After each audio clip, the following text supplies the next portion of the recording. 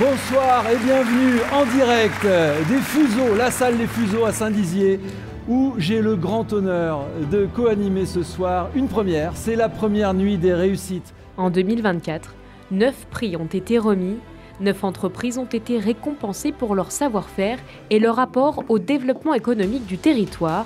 La nuit des réussites Meuse-Haute-Marne avait réuni des centaines d'entreprises avec un but, prouver que nos départements sont riches d'initiatives entrepreneuriales. Cette année, la soirée économique revient pour une seconde édition. C'est ici, dans les locaux de la Chambre de commerce et d'industrie, que se prépare la soirée. Le jury, composé d'acteurs du territoire, d'institutions, d'entrepreneurs ou d'anciens lauréats, s'est réuni pour choisir les nominés et les gagnants des 8 récompenses. 130 candidats pour 2025, il est désormais temps de choisir.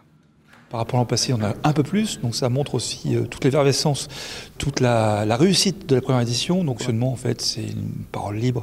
Chacun apporte son point de vue, on débat. Il y a eu ce matin déjà pas mal de débats.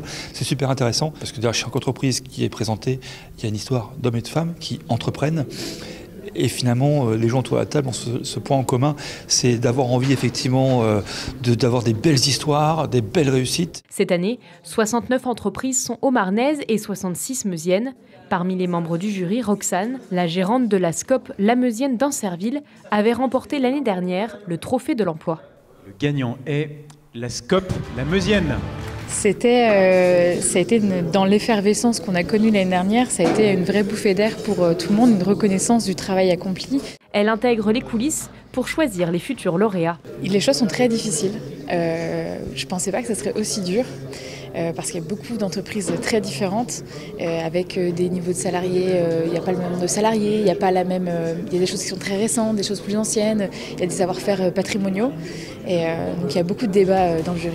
Le public est lui aussi un jury, il peut élire son entreprise préférée sur le site internet de la Nuit des Réussites. Tous les trophées seront remis à la Barroise de Bar-le-Duc le jeudi 20 novembre.